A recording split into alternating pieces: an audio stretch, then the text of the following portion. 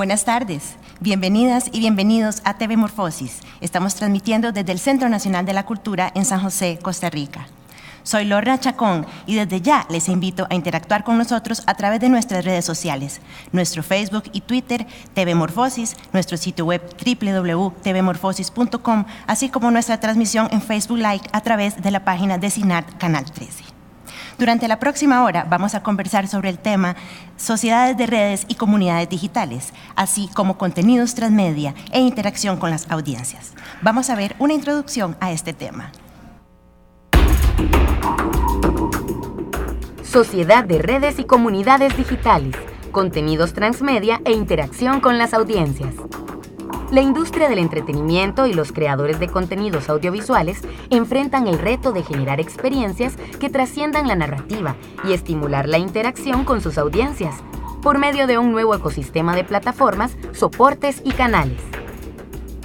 La multidifusión digital y los relatos transmedia estimulan y alimentan nuevas estructuras sociales. Los nuevos usuarios del audiovisual crean, comparten y difunden contenidos, alrededor de los cuales se generan comunidades digitales. Pero, ¿cómo impactan en el proceso creativo para producir televisión? En TV Morfosis vamos a conversar sobre sociedades digitales e interacción con las audiencias. Tenemos 3 panelistas y vamos a conocerlos.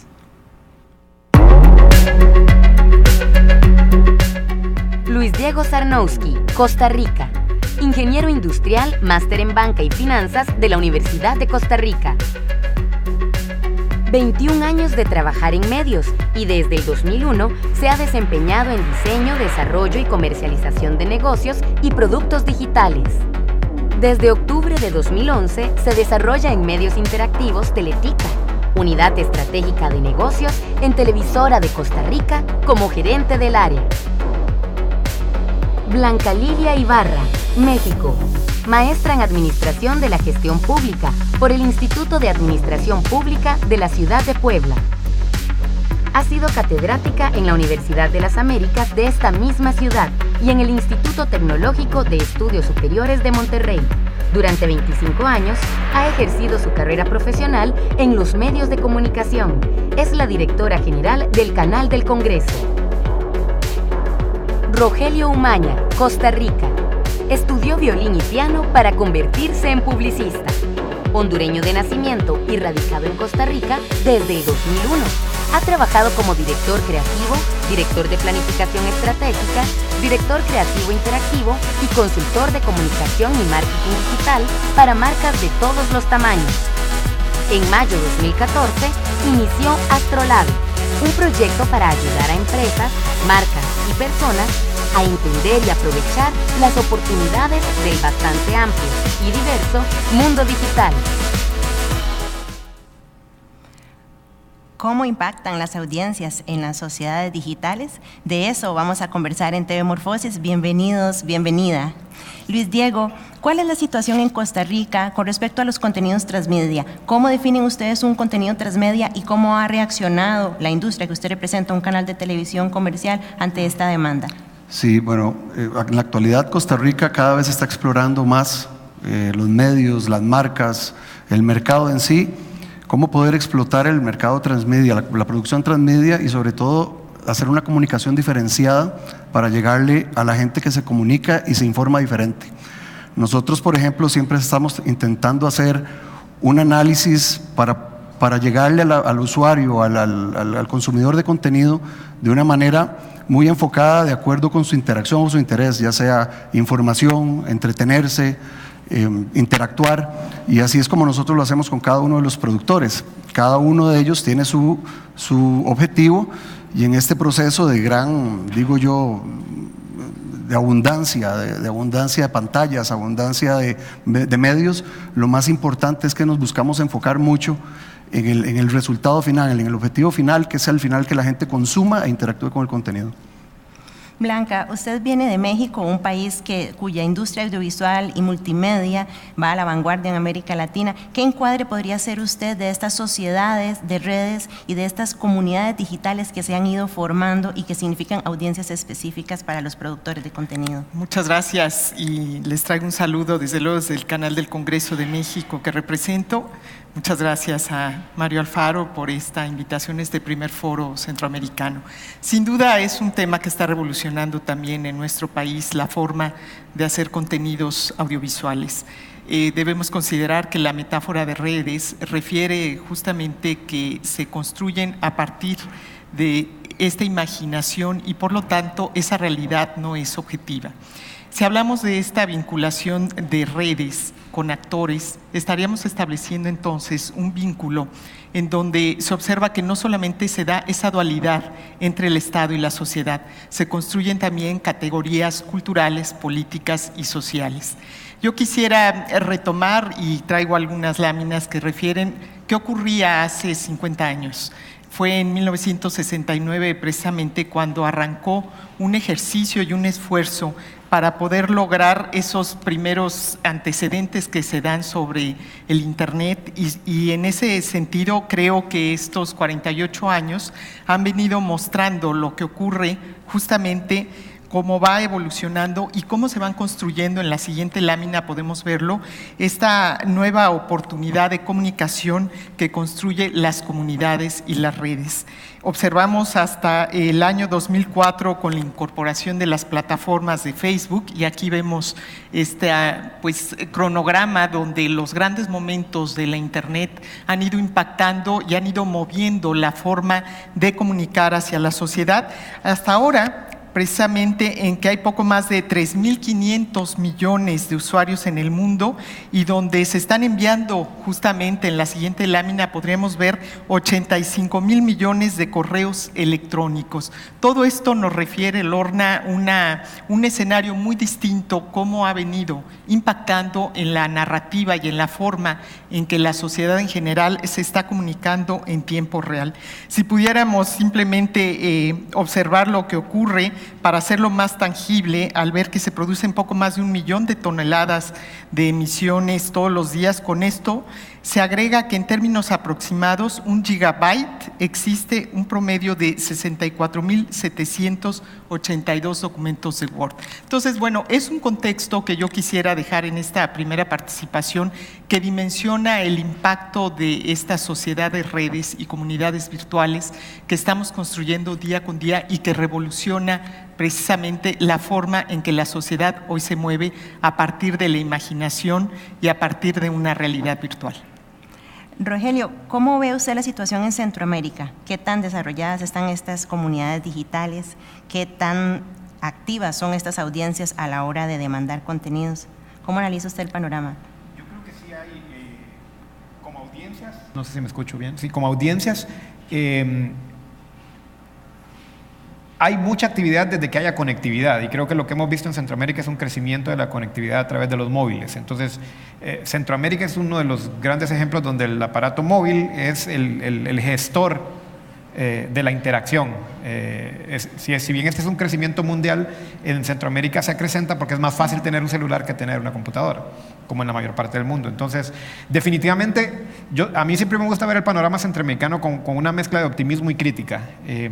Optimismo por las grandes oportunidades que hay y crítica porque siento que los actores o los gestores de contenido no están aprovechando, sobre todo desde el lado innovador.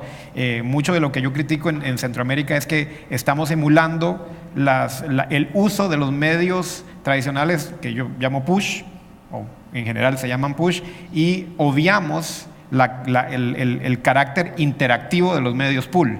Entonces, básicamente estamos usando todos los nuevos canales de la misma forma como hemos venido usando tele, radio y prensa alrededor del mundo, que eso no está mal, pero es solo parte de la explotación que pueden tener estos medios. Entonces, yo por eso digo, creo que hay mucho optimismo en el sentido de que hay participación. Claro, la gente quiere participar.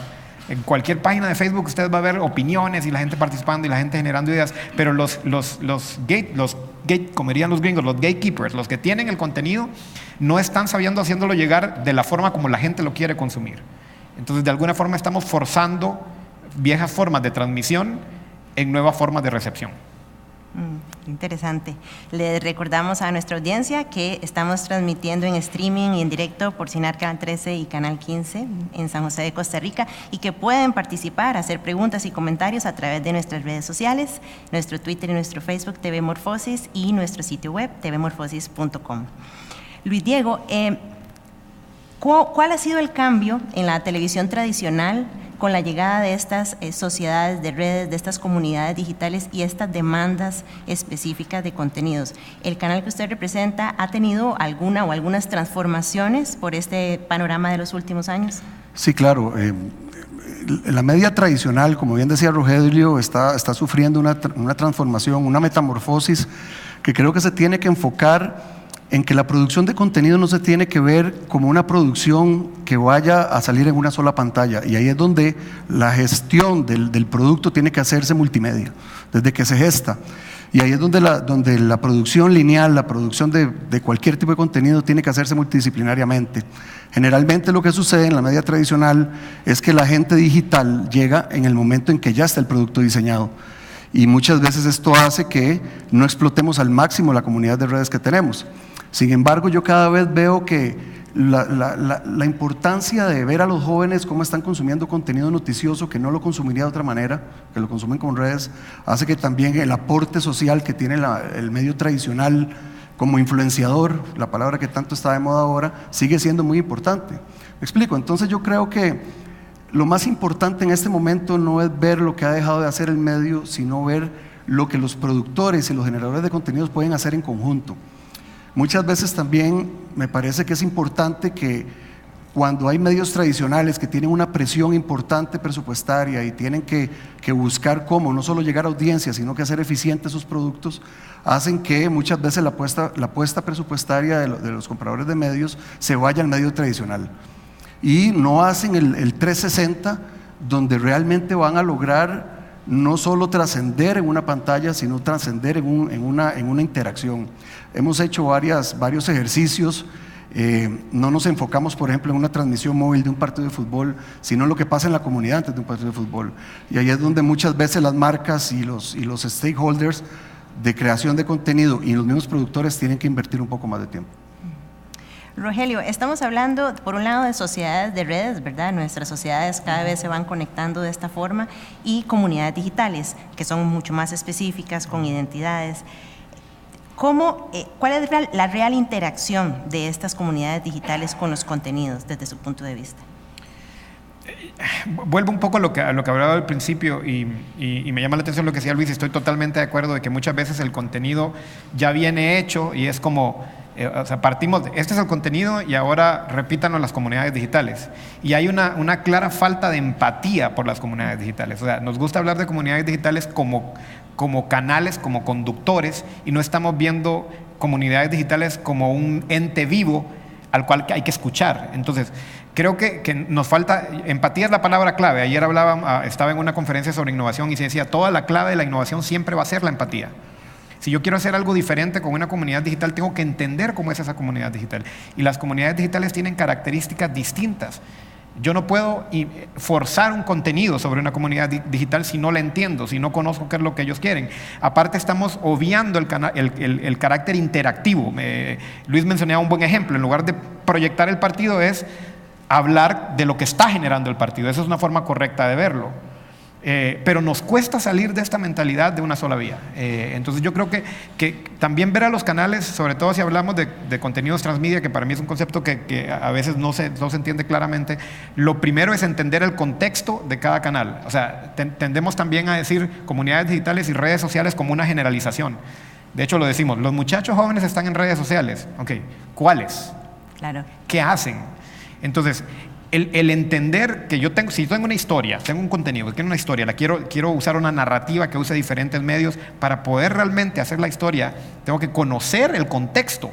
No solo es una herramienta, yo puedo usar un martillo y usar un pincel, pero ese martillo y ese pincel no tienen contexto.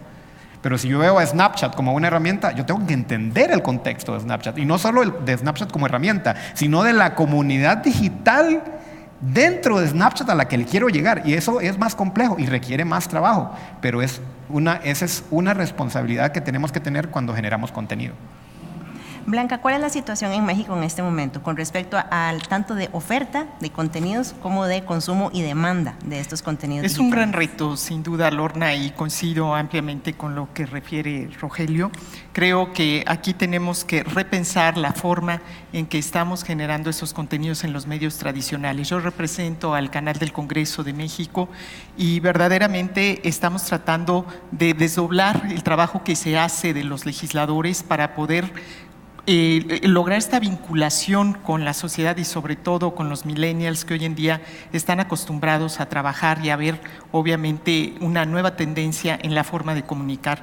Algunas láminas atrás traía yo y reflejaba justamente lo que ocurre y que visualizamos aquí, por ejemplo, en enero de 2017 con la visita de la familia Kardashian aquí a Costa Rica, cómo se revolucionó en las búsquedas a nivel internacional este país y aumentó en un 85%.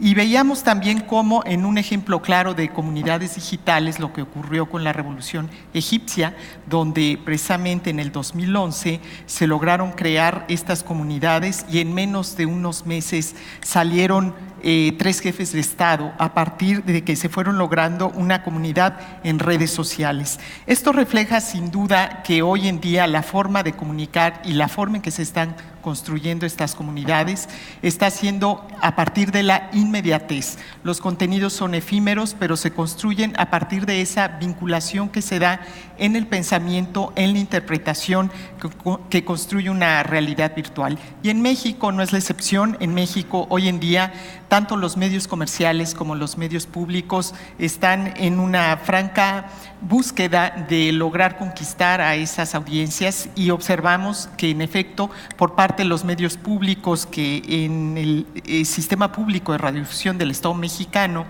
están haciendo un esfuerzo por construir mecanismos que no solamente ayuden al resto de los medios del Estado mexicano a generar otro tipo de narrativas, sino a vincularnos también a través de otros medios digitales. Un enorme reto porque muy posiblemente todo lo que es formal y de gobierno pues no despierta demasiado interés en los ciudadanos, lamentablemente, pero es una oportunidad también para ofrecer contenidos en nuevos formatos para estos ciudadanos. Sin duda tenemos que buscar las multiplataformas y ponemos un ejemplo desde el Canal del Congreso de México. Hemos buscado distintos ejes de comunicación, no solamente a través de la televisión digital terrestre, sino también a través de nuestro sitio web donde podemos estar transmitiendo hasta 6 eventos legislativos, tanto de la Cámara de Diputados como del Senado de la República. Utilizamos, por supuesto, todas las redes sociales para lograr esta conexión con la gente, para que tenga una forma de apropiarse del trabajo legislativo de los representantes populares y al mismo tiempo estamos buscando salir a través de aplicaciones móviles que nos permitan con conceptos muy claros, muy objetivos, muy breves, pero sobre todo con una utilidad social que las personas conozcan el trabajo de los legisladores. Seguimos conversando sobre sociedades de redes y comunidades digitales aquí en TV Morfosis. Reiteramos que estamos interactuando con nuestros televidentes y nuestros seguidores a través de nuestras redes sociales, nuestro Facebook y nuestro Twitter, TV Morfosis, también nuestro sitio web www.tvmorfosis.com. Luis Diego, quisiera preguntarle, se dice que esta revolución de Internet que permitió la creación de todas estas comunidades y de esta conexión en red ha democratizado la comunicación y que permite, por un lado, multiplicar la posibilidad de acceso a contenidos y por otro lado también la posibilidad de emitir esos contenidos, es decir, que de algún modo quienes siempre fueron receptores de contenidos ahora tienen la posibilidad, en teoría, de volverse emisores. ¿Cómo ve usted este panorama en un país como Costa Rica? Sí, bueno, efectivamente esto ahora no solo democratizó el consumo, sino que también la opinión. Hay un efecto mundial, el famoso caso de los fake news y lo que está sucediendo ahora en el mundo. Es decir, el consumo y el uso de las redes sociales no va a ser bueno o malo per se, depende del uso que se le dé. Y yo lo que creo es que, como bien decían los panelistas, lo importante también es aprender de eso. Muchas veces, como medios de comunicación, muchas áreas dejan en un grupo de gente con menos experiencia, tal vez el tema de la comunicación en redes sociales, cuando realmente es donde se va a viralizar un contenido importante. Ahora, sí es claro que ahora este potencial de que cada quien consuma también hace que cada quien pueda emitir criterios muchas veces que no son positivos o que no aportan algún valor. Pero lo importante de todo es que los medios al final tienen que ser parte de mantener el juicio razonable en un contenido real y siempre ser el balance entre una verdadera noticia, y es donde esa independencia tiene que estar. Y lo que sí tiene que cambiar un poco es el manejo y el uso de las redes sociales indiscriminadamente, y eso es un tema que cada vez lo va a dar más el uso y el consumo, ¿no? Rogelio, me gustaría que usted me diera su opinión en relación con, por ejemplo, el uso de redes sociales por parte de políticos. Se ha empezado, ¿verdad?, a mutar desde ahora que hablábamos del canal del Congreso, desde la oficialidad, desde cómo la información oficial sale a través de comunicados de prensa, de los despachos de prensa oficiales, y en los últimos años hemos visto cómo muchos jefes de Estado dan sus primicias a través de redes sociales, especialmente Twitter, e incluso se dan conflictos casi que legales entre jefes de Estado a través de esta red social. ¿Cuál es su criterio al respecto? ¿Qué tema? Yo creo que, vamos a ver, lo voy a enfocar desde el lado de las comunidades digitales. Yo creo que el político que entiende cómo mover una comunidad digital viene a ser el político exitoso. Y los casos están clarísimos. El caso más claro es este señor que está sentado en la Casa Blanca. Usted puede estar o no de acuerdo con él. A mí no estoy casi nunca de acuerdo con él personalmente, pero lo que sí puedo decir es que su uso de Twitter ha sido muy habilidoso, aunque genere líos, pero logra su objetivo. Entonces, ¿pero por qué funciona? ¿Por él? No necesariamente, sino porque él sabe a qué comunidades digitales les está hablando y sabe a cuáles no les está hablando, y también decide que no importa. Entonces yo creo que en el uso político nuevamente volvemos a caer en la misma falla. O sea, la concentración es ¿qué mensaje doy? ¿Cómo hago llegar esto? ¿Qué digo? No, eso no es la forma de verlo. La forma es ¿qué necesita escuchar la gente? O cómo quiero mover a la gente según lo que yo digo. Y aquí también la participación de las comunidades digitales se han vuelto claves en el movimiento político, desde las protestas hasta el fortalecimiento de ideas. A mí siempre me gusta hablar de que hay ahora hay como tres protagonistas en los mensajes, y en política se ve claramente. Está el emisor, que probablemente sea el político, que es el canal oficial. Están los canales no mediados, que aquí caen todos estos influenciadores y personas y comentaristas que están teniendo una conversación paralela a la oficial. Y un tercero, lo que a mí me gusta llamar unidades mínimas, unidades culturales mínimas. Y uno de los mejores ejemplos de unidades culturales mínimas es el meme. No se puede subestimar el potencial que tiene el concepto del meme. Y aunque nosotros vemos el meme como ese cuadrito de alguna foto con el impacto que tiene esa conversación no es por el meme en sí, es por la participación de las comunidades digitales. Entonces, termina el debate ayer, y no solo sale la opinión de los candidatos, también sale la opinión de los que siguen o contrarrestan a los candidatos, y al final sale la opinión generalizada de chistes, de gráficas, que sí van a influir en la decisión. Y entre más conversación haya, más influencia hay. Entonces yo creo que la conversación política tiene ahora más dimensiones. Son muchas dimensiones las que el candidato debe ver. Debe ser la oficial, debe ser la no mediada, y debe ser incluso la generada por los usuarios. Entonces, nuevamente, se torna más complejo, y quien logre entender esta nueva dinámica probablemente va a poder sacarle mejor provecho. Blanca, usted nos mostraba en su presentación anterior estos grandes volúmenes de información y cómo pues, se ha transformado todo este mercado. Sin embargo, me gustaría preguntarle ¿qué beneficios ve usted de esta realidad, de esta sociedad de redes, de estas comunidades digitales y su interacción? Y si ve riesgos o si ve, digamos, factores de algún modo negativos. Sin duda, siempre se corren grandes riesgos ante esta nueva realidad virtual que vivimos, donde no necesariamente se ven de manera objetiva las cosas y con comunicaciones tan breves que no advierten sobre el contexto amplio que puede vivir en una situación política, económica o hasta en guerra un país. Las informaciones pueden correr de manera equivocada. Tomando en consideración lo que usted dice, creo que es importante el observar cómo ahora no solamente el consumidor se convierte en un ser activo, sino en un ser pasivo, sino en un ser activo. Es decir, no solamente recibe contenidos, sino que también es un prosumidor. Puede, a partir de la información que recibe, puede producir otros contenidos y esto se viraliza. Hay ejemplos muy claros que se han vivido de cómo de manera positiva la sociedad, las comunidades hacia un objetivo determinado pueden lograr distintos apoyos. Por ejemplo, si ustedes recuerdan, los jóvenes, el reto del maniquí, que por mucho tiempo logró reunir una cantidad de fondos extraordinaria para apoyar un tema de salud específico que era la esclerosis. En ese sentido, creo que hoy también tenemos que pensar en la forma en generar estas comunidades virtuales, estas comunidades que ayuden también a atender problemas y necesidades específicas de la sociedad. Y el reto, sin duda, viene también para el sector público en todos los países de la región. Cómo buscar generar esta vinculación con la sociedad, construyendo narrativas que atiendan necesidades específicas y generar un compromiso de ida y vuelta con la sociedad. En ese sentido, se trabaja también en el Congreso mexicano para poder acercar el trabajo de los legisladores con la sociedad y tratando de anteponer sobre todo, más allá del interés público y político, el interés de la sociedad a partir de la participación ciudadana.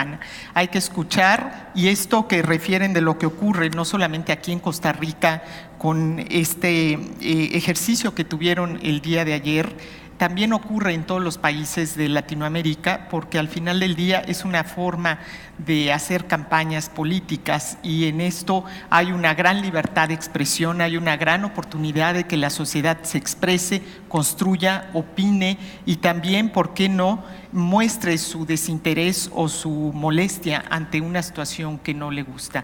Y en eso impacta también en la forma en que el sector público tiene que tomar esas grandes decisiones. Las políticas públicas de comunicación hoy deben tener también un sentido mucho más amplio y más integral, tomando en consideración lo que está ocurriendo en los medios digitales. Rogelio, usted mencionaba que el concepto de contenido transmedia es diverso y algunas personas lo interpretan de una forma u de otra. Entonces me gustaría preguntarle cuál es su concepto de contenido transmedia, cómo lo define usted para nuestra audiencia y además cuál es el estado de la producción de este tipo de contenidos en Costa Rica en particular y en Centroamérica en general. Sí, es interesante porque hay como muchas escuelas de pensamiento, pero digamos la que yo sigo y con la que yo estoy más de acuerdo tal vez es la del señor Henry Jenkins, que él tiene un libro que se llama Convergence Culture, Cultura de la Convergencia, y bajo ese concepto la transmedia son narrativas, es una historia que es contada a través de diversos medios, pero donde cada medio cuenta parte de la historia. Entonces la confusión tal vez más común de transmedia es decir simplemente una idea que es multimediática. Entonces transmedia no es multimedios. Cualquier cosa puede ser multimediática en este momento, pero construir una narrativa transmedia es complejo. Es cómo sale la historia, que incluso se puede mezclar en el mundo real. No necesariamente todo es interactivo, no necesariamente una historia transmedia todo es digital. Hay ciertas cosas que pueden pasar en un evento, puede pasar con un teléfono, pero cada pieza de esa historia transmedia cumple un rol específico para contar la historia. Entonces, por esa razón probablemente no vemos tantos proyectos puramente transmedia en la región. De hecho, hay pocos proyectos puramente transmedia en el mundo, porque aparte requieren mucha cantidad de recursos. Imagínense, tal vez la gente que nos está escuchando, lo que está presente en el estudio, trabaja en producción y ha hecho guiones. Imagínense hacer un guión donde tienen que trabajar no solo con un medio, sino con múltiples medios. Entonces, yo creo que el concepto de transmedia, para mí, viene en ese caso de oportunidad versus crítica. La oportunidad está, pero necesitamos dar más oportunidades a gente joven, tal vez, que va a venir a innovar a gente, darle oportunidad a tal vez esos youtubers, que yo sé que en TV Morfosis se ha hablado de youtubers, a youtubers o a otra gente que conoce mejor las comunidades digitales. De alguna forma, tal vez nosotros, los más viejos, aunque yo soy millennial, se me nota, pero tal vez nosotros debemos hacernos un poquito al lado y dar pasada a nuevas ideas, porque para construir realmente verdaderas historias transmedia necesitamos entender esos múltiples contextos de comunidades digitales. Ya que mencionó a los millennials, quisiera preguntarle a Luis Diego, ¿cómo han leído ustedes en el canal que usted representa esas demandas de estas generaciones nuevas que quizás se diferencian bastante de nosotros, los que estamos acá, que tuvimos una socialización y una formación distinta? No somos nativos digitales, somos migrantes digitales, pero ellos no solo son nativos, sino que además tienen una serie de características bastante diferentes quizás a los consumidores de contenidos audiovisuales tradicionales. ¿Cómo han enfrentado ustedes a estas nuevas generaciones? Sí, de acuerdo. Ese es el tema para cualquier medio tradicional, ¿verdad? El lograr la nueva audiencia, el ser empático, como decíamos en algún momento, el ser hasta cierta forma irreverente, pero manteniendo la ética. Nosotros lo que hacemos es tratar de entender qué están consumiendo y cómo lo consumen. Muchas veces nosotros intentamos en los medios decir cómo lo van a consumir, pero el planteamiento que estamos haciendo es entender cómo lo están consumiendo para sacar productos similares.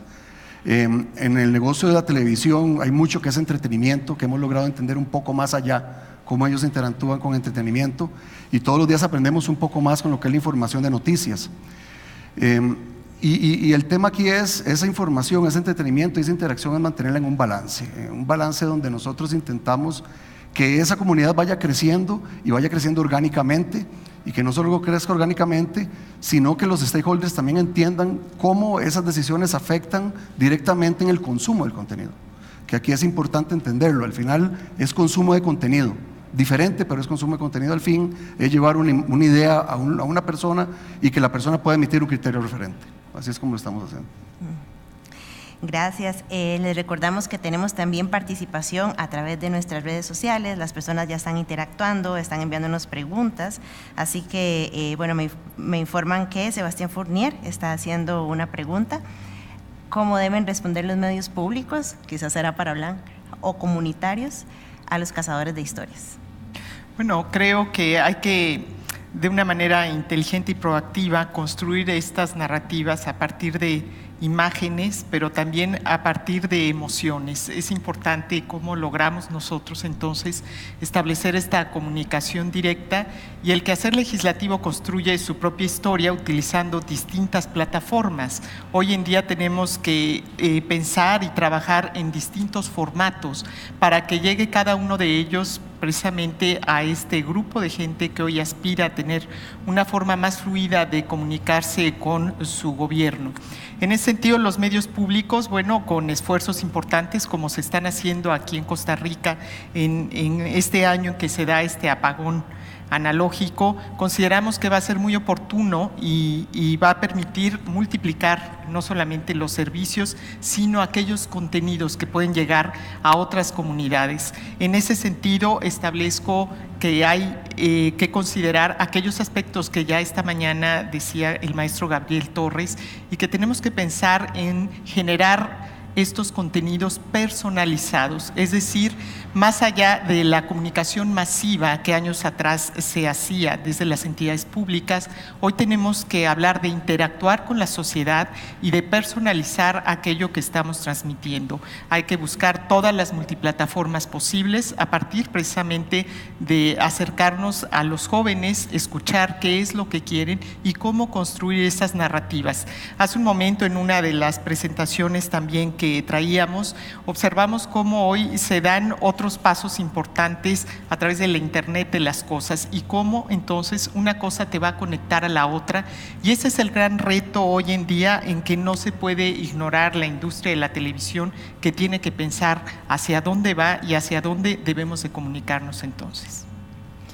Justamente en esa especificidad de las comunidades digitales, quisiera preguntarle a Rogelio, ¿cómo ve usted, también desde el punto de vista ético, el hecho de que hay, en este momento, por ejemplo, Ignacio Ramonet tiene un texto que me gusta que se llama Google sabe todo sobre ti, en el sentido de que justamente a través de los algoritmos, cada vez que nosotros como usuarios digitales hacemos una compra, consultamos un sitio web, alquilamos a través de Airbnb, etcétera, vamos dejando una huella digital que justamente es estudiada para, no solo para producción de contenido, sino también para comercialización de bienes y servicios. ¿Cómo ve usted, digamos, esta nueva realidad de mercado en esta sociedad digital? Siempre que me preguntan cuáles son los retos de la tecnología a futuro, a mí me gusta decir que son dos muy claros, que son identidad y privacidad. Esos dos factores los vamos a seguir discutiendo, los estamos empezando a discutir y los vamos a seguir discutiendo en los próximos 20 años. Eso es porque hay cada plataforma y las grandes plataformas que están liderando el empuje digital tienen diferentes formas de pensar. Les voy a poner un ejemplo. Por ejemplo, Facebook piensa que la identidad debe estar ahí para poder consumir porque ese es el negocio. Entre más información tenga Facebook de nosotros, mejor puede dirigir la publicidad. Y por otro lado, Reddit dice que usted puede tener varias personalidades, nadie necesita quién es usted es necesaria, igual Twitter, el anonimato es necesario para poder denunciar. Entonces, solo ahí hay dos escuelas de pensamiento muy diferentes. Y las dos son plataformas fuertes y que tienen lobby político en Estados Unidos y en otros países. Entonces, esta discusión de identidad y privacidad definitivamente se va a seguir dando y no hay una respuesta final. En algún momento yo me imaginaba un futuro donde va a haber personas que van a valorar mucho su privacidad y otras personas que van a querer ser partícipes activos de lo que pasa. Por ejemplo, la Internet de las cosas que mencionaba Blanca, que es algo que está ya, va a depender de la cantidad de información que uno tenga. O sea, si no vamos a hablar no de la Internet de las cosas, sino de redes demasiado cerradas para poder participar de todo lo que esté pasando. Cuando hablamos de inteligencia artificial, la inteligencia artificial construye sobre cantidades en masa de datos.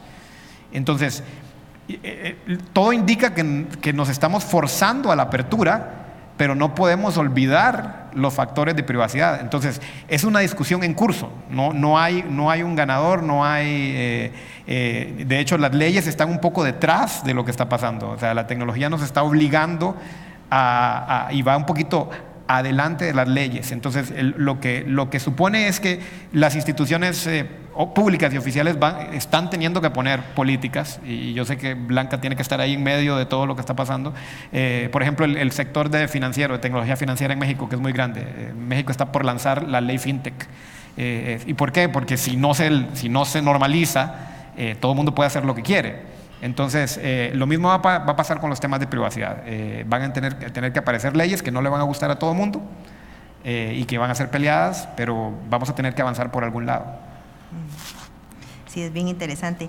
Luis Diego, en el canal que usted representa, ¿cómo producen nuevos contenidos? Es decir, ¿cuál es el grado de participación de estas comunidades digitales a la hora que ustedes se sientan y dicen, bueno, vamos a hacer un producto nuevo, lo vamos a lanzar 2018, por ejemplo?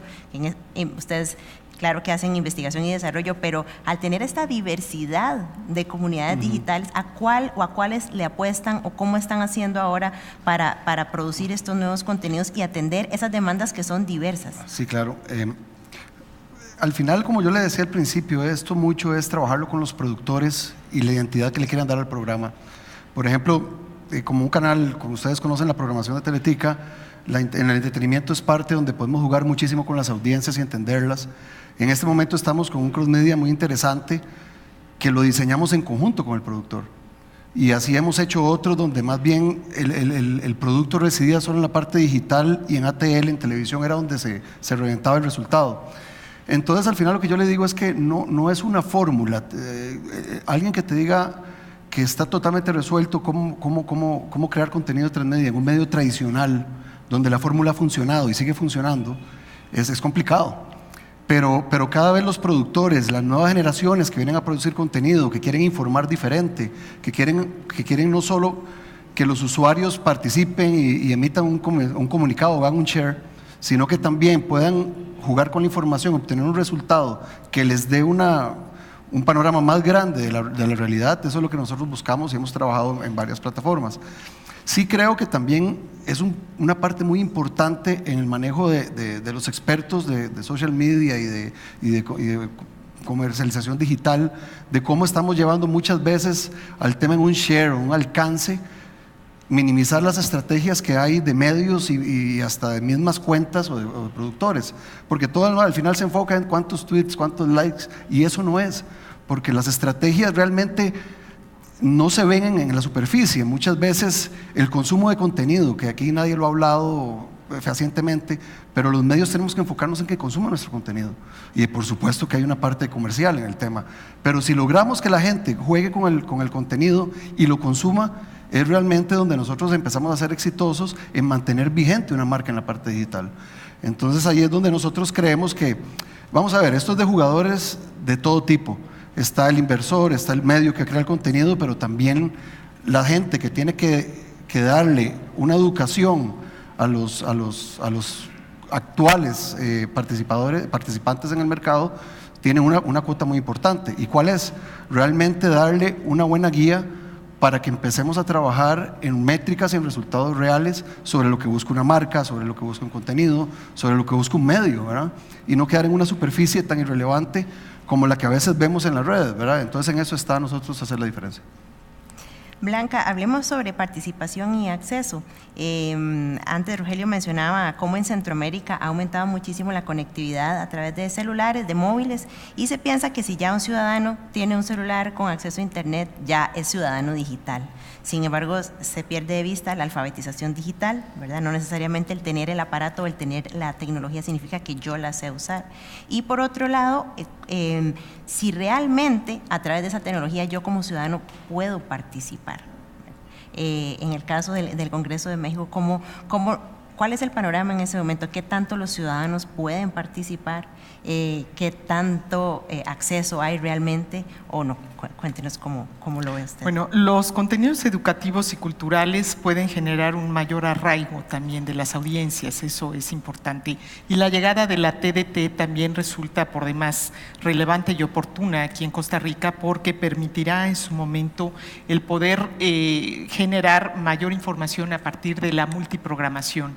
En eso se da un primer paso que creo que es importante, que en México ya se está haciendo, para propiciar un mayor compromiso con la participación de la gente.